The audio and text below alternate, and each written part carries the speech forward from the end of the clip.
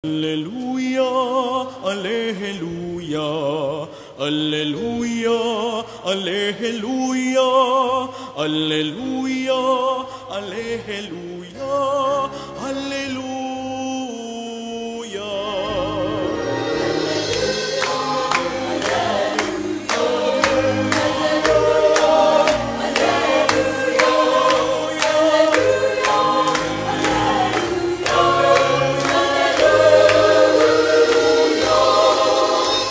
Mapalad at maligaya ang sumasampalataya sa di nakita ng mata. Alleluia.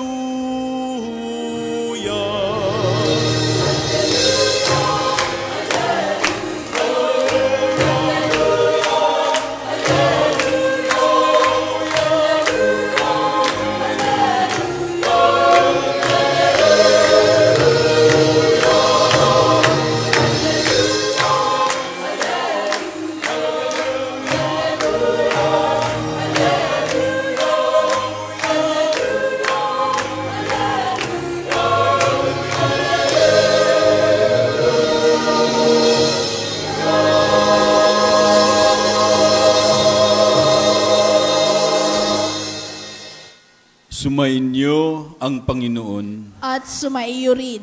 Ang mabuting balita ng Panginoon ayon kay San Juan. Papuri sa iyo, Panginoon.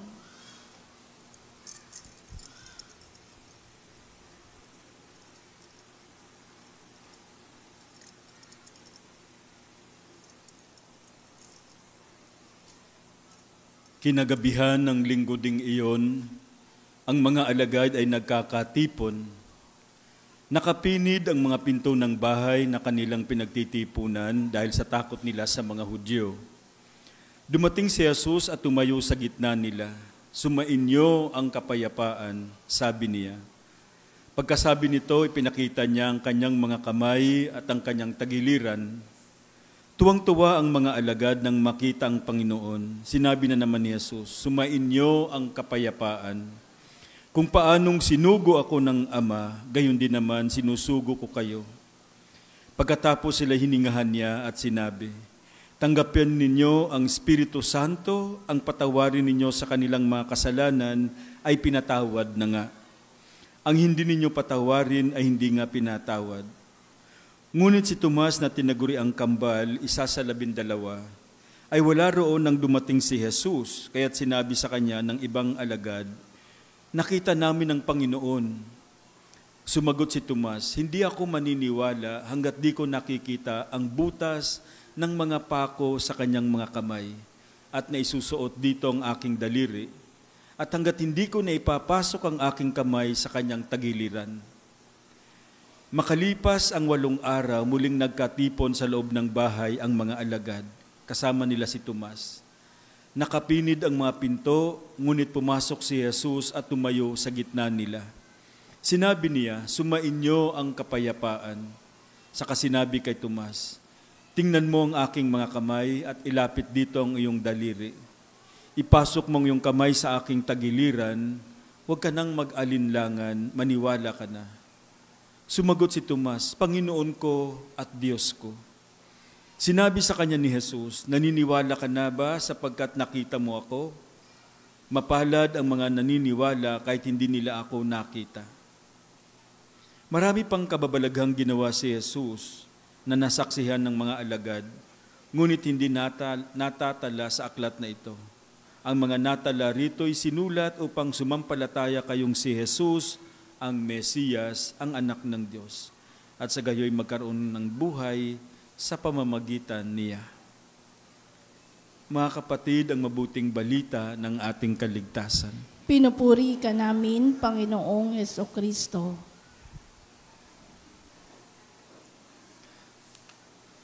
Meron pong kwento tungkol sa isang pari na namatay. Ang pangalan niya ay Father Miguel. Napunta sa langit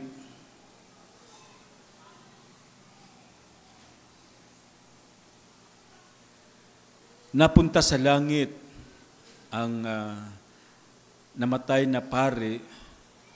At isang araw, habang naglalakad si Father Miguel sa langit, nasa lubong niya ang isang pare na dati niyang kasama, no? Si Father Edwin.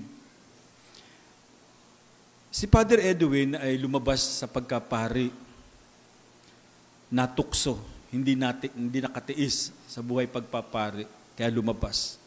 Ang saya-saya ni Father Edwin nung makita niya si Father Miguel.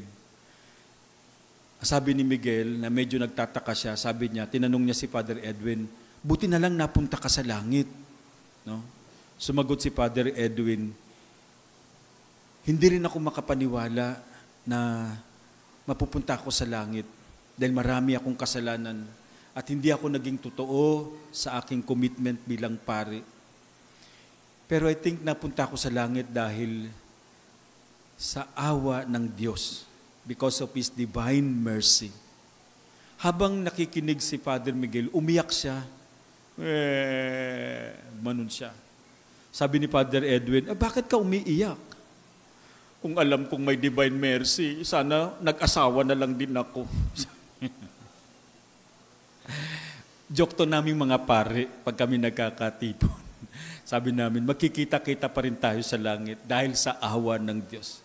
Hindi dahil sa ating kabutihan, kundi sa kabutihan ng Diyos. Bagamat, no, meron tayong mga kasalanan.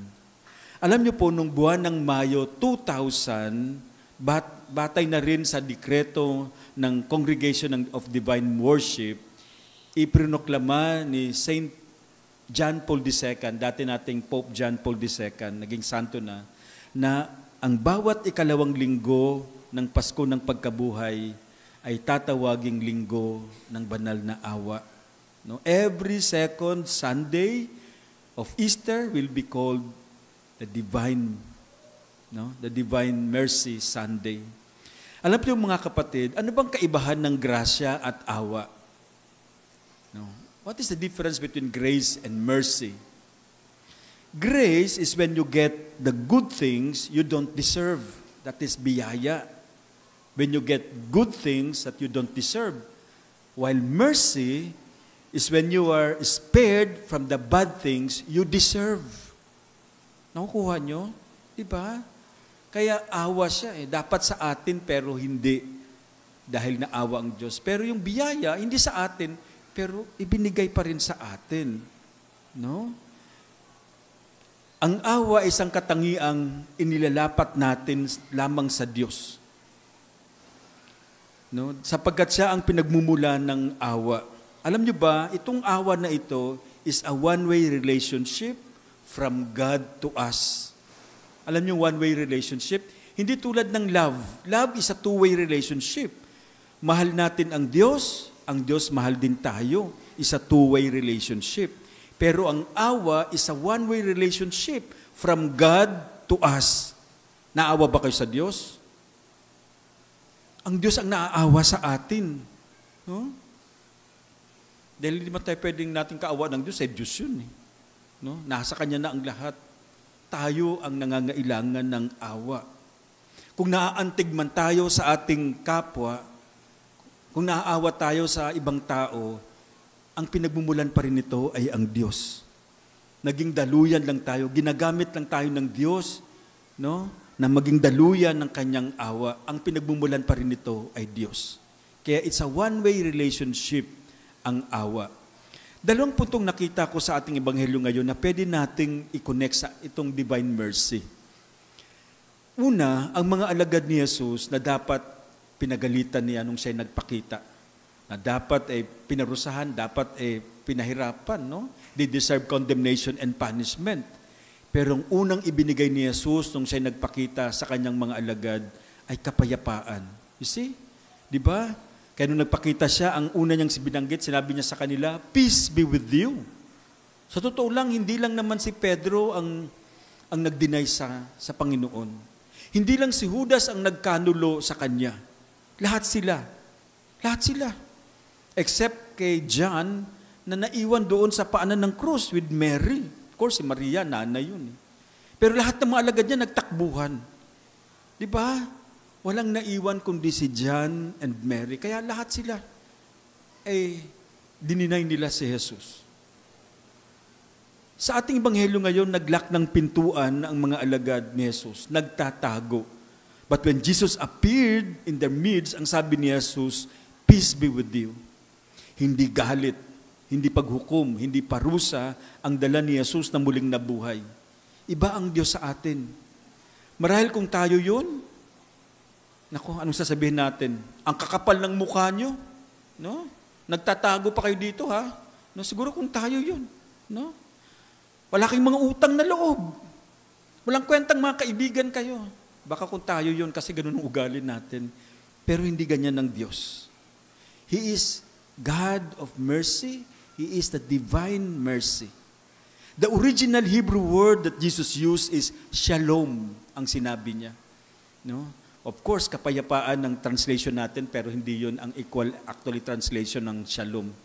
Mas malalim pa doon. No? Shalom is not just an absence of conflict or absence of war, yung peace. It means so much more. It means completeness or what we call total well-being. Yung bang parang wala kang iniisip na takot, walang kaba, no worries. Yun yung shalom. Yung kapayapaan na parang ang gaan ng feeling mo. No? Hindi lang mapayapa, kundi yung wala kang worries, wala kang takot. Ganyan ang klaseng kapayapaan ang ibinibigay ni Jesus sa kanyang mga alagad. That is what divine mercy is all about. Kaya lang wala tayong exact translation ng shalom, kapayapaan ng atin. And Jesus continues to give that shalom to all repentant sinners, sa atin din, sa mga taong makasalanan. Kaya wag na tayong magtago. Wag na tayong lumayo, wag na tayong matakot. Dahil ang bigay sa atin ay itong shalom. Kapayapaan na mas malalim, no? Yung total well-being. Ganitong nangyari sa atin kapag tuwing tayo nagkukumpisal. Alam niyo ba yun? When we go to confession, we experience the divine mercy na ang dami-dami nating kasalanan, pero handa siyang magpatawad. Di ba? Kaya nga, sabi niya parang, si Saint Faustina Kowalska ang nagpaunlad nitong divine mercy. Nagpakita siya, di ba? Kinausap niya si Saint Faustina. Kaya nga sabi niya kay Saint Faustina, the soul that will go to confession and would receive the Holy Communion shall obtain complete forgiveness of sins and punishment. That's shalom. No? Hindi lang kapayapaan, but a well-being.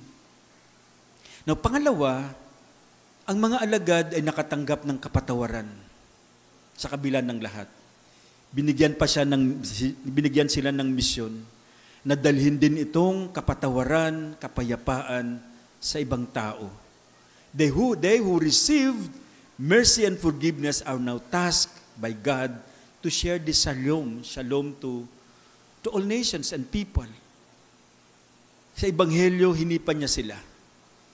Ang sabi niya, receive the Holy Spirit. Whose sins you forgive are forgiven. Whose sins you retain are retained. Binigyan niya siya ng Holy Spirit. No? Ang divine mercy ay hindi lang para sa unang mga alagad, hindi lang para sa kanila, kundi para sa ating lahat. Kaya sila na nakatanggap nitong kapatawaran, itong kapayapaan, ay dapat maging daluyan din sila ng pagpapatawad. Nakukuha niyo yun?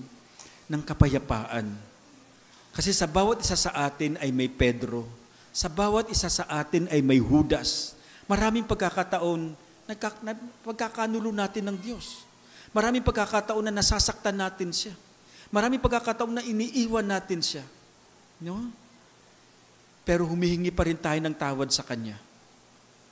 Pinapatawad pa rin tayo. Pero sana tayong nakatanggap ng kapatawaran, ay maging mapagpatawad din tayo sa iba. Parang ito yung sinasabi niya, pinapatawad kita, pero maging magpagpatawad ka din sa iba. Binibigyan kita ng kapayapaan, bigyan mo rin ng kapayapaan ang iba, ang iyong kapwa. Kaya lang ang mabilis sa atin, hingi ng pagpapatawad, pero hindi tayo mabilis magpatawad sa ating kapwa. No? Naiinggit nga tayo kapag ang kapitbahay natin may biyaya. No? Nakita mo, meron silang ganyan na. Naiinggit ka na naman. No? Dapat nga maging masaya tayo. Ha? Kaya ito kasi that is contrary to divine mercy. Kung hindi tayo magiging tulad niya. Kaya nga itong hamon sa kanila. Binigyan ng kakayahang magpatawad din sila.